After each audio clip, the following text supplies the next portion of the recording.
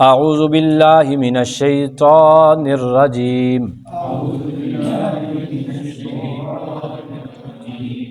بسم اللہ الرحمن الرحیم وما اور نہیں ارسلناک ہم نے آپ کو بھیجا الا مگر رحمت للعالمین تمام جہاں والوں کے لیے رحمت بنا کر۔ صدق اللہ العظیم۔ اللہم صلی علی سیدنا و مولانا محمد وعلی آل سیدنا و مولانا محمد وبارک وسلم علیہ۔ حاضرین محترم، سامعین اور ناظرین، دورہ تفسیر القرآن پارہ نمبر 17 رکوع نمبر 7 سورہ الانبیاء آیت نمبر 107۔ اللہ تعالی ہم سب کو قرآن حکیم کا نور اور فیضان نصیب فرمائے، قرآن فہمی کے بعد عمل کی بھی توفیق عطا فرمائے۔ آج کی جو آیت کریمہ ہمارے درس میں شامل ہے، یہ شورۂ آفاق آیت کریمہ ہے۔ نبی پاک صلی اللہ علیہ وسلم کا وہ ٹائٹل اور وہ خاص رتبہ جو اللہ تعالیٰ نے کسی اور نبی کو نہیں عطا فرمایا، صرف نبی پاک صلی اللہ علیہ وسلم کو عطا فرمایا ہے۔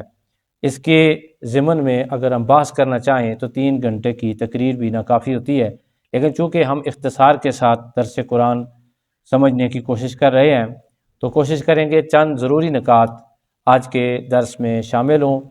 سب سے پہلی بات یہ ہے کہ اللہ تعالیٰ نے یہ والا رتبہ کسی اور نبی کو عطا نہیں فرمایا، صرف آقا علیہ الصلوۃ والسلام کو ارشاد ہوا ہے وما ارسلناک الا رحمۃ للعالمین۔ اس کا بامحاورہ ترجمہ یہ ہے کہ اے نبی، ہم نے آپ کو تمام جہاں والوں کے لیے ہی رحمت بنا کے بھیجا ہے۔ ہم نے آپ کو رحمت بنا کے ہی بھیجا ہے۔ رحمت کا کیا معنی ہوتا ہے؟ رحمت کا معنی ہوتا ہے مہربانی۔ علامہ فخر الدین رازی رحمۃ اللہ تعالی علیہ نے اپنی تفسیر کبیر میں لکھا کہ ترجمہ یوں ہونا چاہیے اور یوں ہے کہ اے نبی، ہم نے آپ کو جہاں والوں پر مہربانی کرنے کے لیے بھیجا ہے۔ سبحان اللہ، مہربانی کرنے کے لیے۔ علامہ سید محمود آلوسی رحمۃ اللہ تعالی علیہ لکھتے ہیں کہ رحمت کا معنی ہوتا ہے رقت، محبت اور شفقت۔ گویا کہ آقا علیہ الصلوۃ والسلام تمام جہاں والوں کے لیے مشفق و مہربان ہیں۔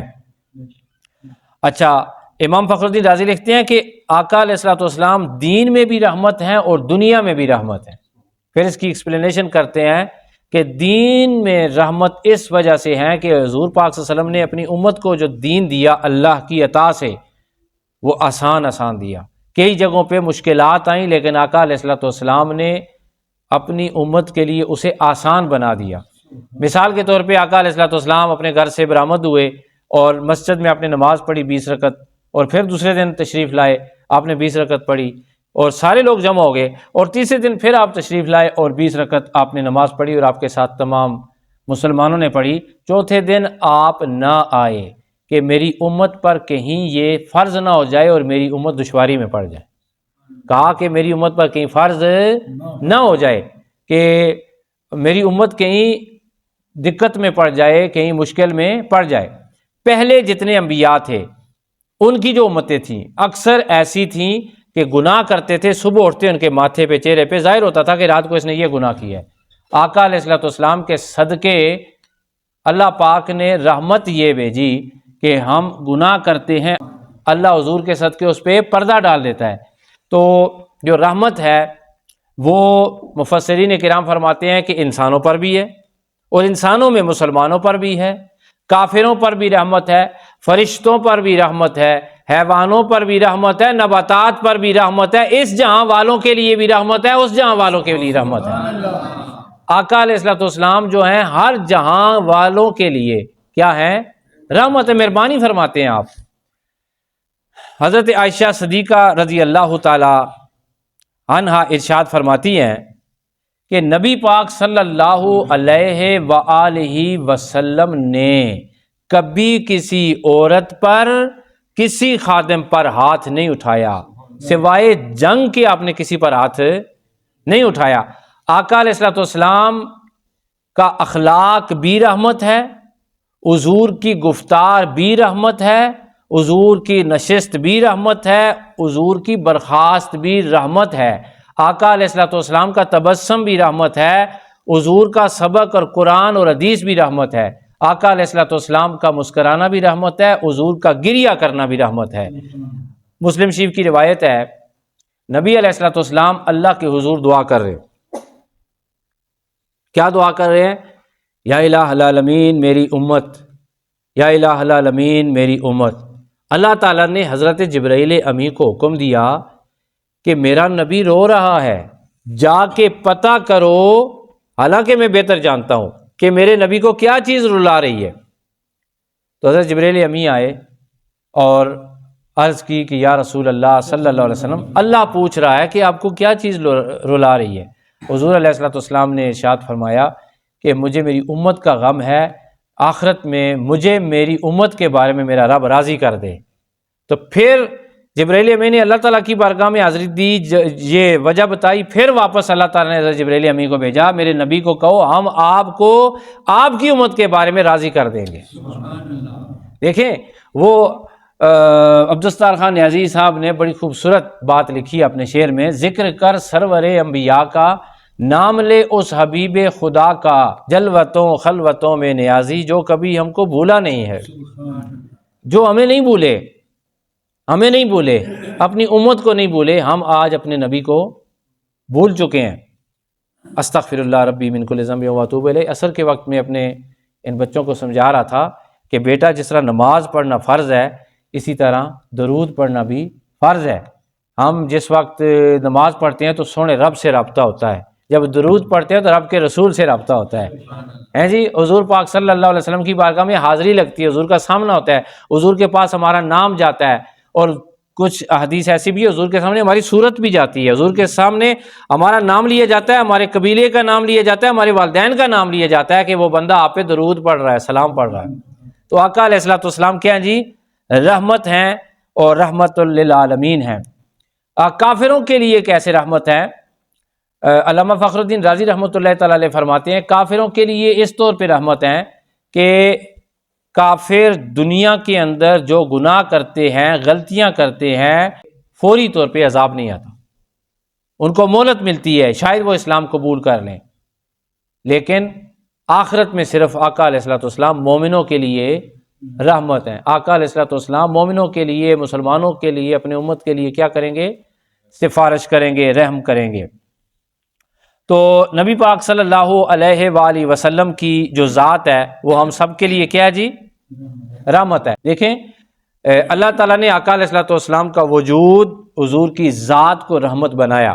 جب آپ دنیا میں تشریف لائے اس وقت بھی جو آپ پر ایمان لایا، اللہ نے ان کا ایمان قبول کیا۔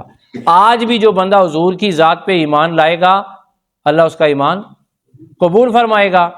اب رہا مسئلہ یہ کہ حضور کی رحمت سے مکمل طور پہ فیض صرف ایمان والے حاصل کر سکتے ہیں، کافر نہیں حاصل کر سکتے، ایسا نہیں ہے۔ وہ بندہ حضور پاک صلی اللہ علیہ وسلم سے پوری طرح فیض حاصل کرتا ہے جو آقا علیہ الصلوۃ والسلام کے رحمت والے سائے کے نیچے آ جاتا ہے۔ ایک بندہ پیاسا کھڑا ہو دریا کے کنارے اور دریا میں پانی موجود ہو، لیکن وہ دریا کی طرف پیٹ پھیر کے کھڑا ہو، اوکے میں اس سے نہیں پیتا ہے، یہ دریا میرے محلے میں نہیں بہتا، یہ ہمارے ملک میں نہیں ہے، یہ اس میں میں نہیں وہ کسی غلط فہمی کا شکار ہو، اس کی عقل کام نہ کرے تو اس کو موت ضرور آئے گی۔ آقا علیہ الصلوۃ والسلام بلا تمثیل و مثال جہاں والوں کے لیے جب دنیا میں آئے نہیں تھے تب بھی رحمت تھے، اور جب آئے ہیں تب بھی رحمت ہیں۔ اور تمام جتنے بھی انبیاء تھے وہ دعا کرتے رہے نا، یا الہ العالمین ہمارے اس نبی کا ہمیں امتی بنا دے جس کا نام محمد ہے، جس کا نام احمد ہے، ٹھیک ہے، رحمت تھے تو تب نا۔ تو آپ دیکھیں اب وہ بندہ اگر خود آقا علیہ الصلوۃ والسلام کی سیرت بھی پڑھے، کئی کافر ہیں، برنارڈ شاہ ہے اور بہت سارے لوگ ہیں جنہوں نے حضور علیہ الصلوۃ والسلام کی شان میں کتابیں لکھی، جنہوں نے آقا علیہ الصلوۃ والسلام، ہندو ہیں، سکھ ہیں، کرسچن ہیں اور مذہب والے ہیں، آقا علیہ السلام کی شخصیت کے قائل ہیں، نبی پاک صلی اللہ علیہ وسلم کے رحمت ہونے کے قائل ہیں، آقا علیہ السلام کے دین میں عورت کو عزت دینے کے قائل ہیں، اسلام کے مکمل قائل ہونے کے باوجود وہ ایمان نہیں لا رہے، تو اس کا معنی یہ ہے کہ وہ اس چشمہ نور سے فیض حاصل نہیں کر رہے۔ تو اس میں اللہ تعالیٰ نے تو ان کے پاس یہ دریائے رحمت بھیجا ہے، لیکن کوئی خود ہی نہ اس سے فیض حاصل کرنا چاہے تو آخرت میں وہ نجات حاصل نہیں کر سکے گا۔ ہم تمام ان لوگوں تک یہ بات پہنچانا چاہتے ہیں کہ جو لوگ غیر مسلم ہیں، انڈیا میں ہمیں سنا جا رہا ہے اور دوسرے ممالک میں، تو اگر وہ اس درس کو سنیں اور کوئی غیر مسلم ہو، کوئی ہندو ہے، کوئی کرسچن ہے، کوئی نان مسلم ہے، کسی بھی مذہب کے ساتھ تعلق رکھتا ہے، تو قرآن باشگاف الفاظ میں آقا علیہ السلام کے ان اوصاف کو بیان کر کے وما ارسلناک الا رحمۃ للعالمین، للمسلمین نہیں کہا، للمومنین نہیں کہا، قرآن کہتا ہے للعالمین، دنیا والوں، دنیا میں آنے والوں، تم سب اللہ تعالیٰ کی ذات پہ ایمان لے آؤ، میرے نبی کی ذات پر ایمان لے آؤ، قرآن تمہیں جنت کا راستہ دکھاتا ہے، قرآن تمہیں جنت کا راستہ دکھاتا ہے۔ تو آقا علیہ السلام کی امت میں ہونا یہ بہت بڑی بات ہے ہمارے لیے، اس لیے کہ جب ہم آخرت میں اٹھیں گے اور قیامت کے دن جب حضور پاک صلی اللہ علیہ وآلہ وسلم نظر آئیں گے، ہمیں اپنے اعضائے وضو چمکتے ہوئے نظر آئیں گے، آقا علیہ السلام کو جب سجدے کا حکم ہوگا، حضور اپنی امت کے لیے دعا کریں گے، حضور جب ہماری شفاعت کریں گے، اس وقت آپ دیکھیں گے ساری دنیا سے جدا شان حضور کی امت کی ہوں گی۔ آخر میں ایک میں عرض کر کے اس درس کو کلوز کرنا چاہتا ہوں، وہ یہ کہ دیکھیں میں نے ایک بات سیکھی 2-3-4 سال پہلے، غصہ ہر بندے میں ہوتا ہے، لیکن آقا علیہ السلام کی ایک حدیث مبارکہ ہے، بہت ساری کتب میں ہے، صحیح حدیث ہے۔ آقا علیہ السلام سے کسی نے پوچھا کہ میرا خادم اگر غلطی کرے تو میں اسے کتنی دفعہ معاف کروں؟ پھر اس نے عرض کی یا رسول اللہ صلی اللہ علیہ وسلم، میرا غلام دن میں کتنی غلطیاں کرے تو میں کتنی غلطیاں اس کی معاف کر سکتا ہوں؟ آقا علیہ السلام نے ارشاد فرمایا کہ تیرا خادم، تیرا غلام، تیرا ماتحت 70 دفعہ بھی غلطی کرے، تجھ پر فرض ہے کہ تو اس کو معاف کرے۔ 70 مرتبہ۔ ایسا دین کسی نے دیا، ایسی تہذیب کسی نے دی، ایسی سویلائزیشن کسی نے دی؟ کسی نے بھی نہیں دی۔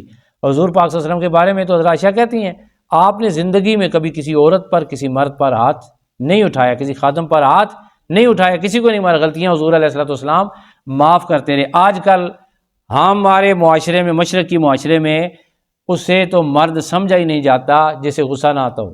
جو غصے کو پی جانے والا ہو کہتے ہیں یہ رن مرید ہو گیا ہے، جو غصے کو پی جانے والا ہو کہتے ہیں یہ تو ہے ہی بالکل ہی للہ ہے، اسے تو پتہ ہی نہیں ہے، بات کرنے کا ہی نہیں پتہ۔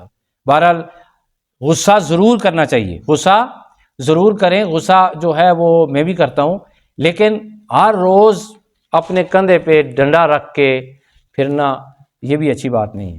ہفتے میں 1 دفعہ غصہ ہوتا ہے، بچوں پر غصہ کرنا چاہیے، مہینے میں 4 دفعہ غصہ کرنا چاہیے، بیوی پر غصہ کرنا چاہیے، لیکن حساب کے ساتھ روزانہ غصہ کرنے کی ممانعت کی گئی ہے۔ اللہ رب العزت کی بارگاہ میں دعا ہے نبی پاک صلی اللہ علیہ وسلم کی رحمت للعالمین کے صدقے اللہ ہمارے گناہوں کو معاف فرمائے، اللہ تعالی ہم سب پر رحم فرمائے، اللہ تعالی ہمارے گناہوں کو معاف فرمائے اور ہمیں قرآن حکیم سمجھنے کی توفیق عطا فرمائے۔ وآخر دعوانا الحمدللہ رب العالمین۔